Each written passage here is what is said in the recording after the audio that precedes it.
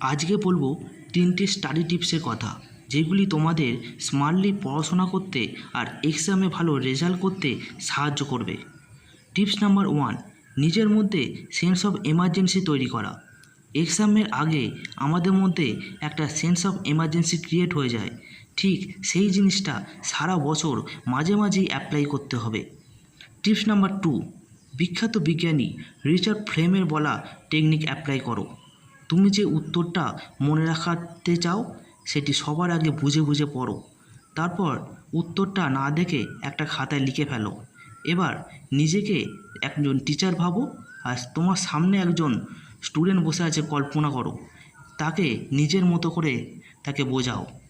Tips number 3, আমরা সারাদিন কী কী করছি যতটা ইম্পর্টেন্ট, কী কী করছি না সেটাই ততটাই ইম্পর্টেন্ট। তাই সবার আগে সারাদিন কোন কোন কাজগুলি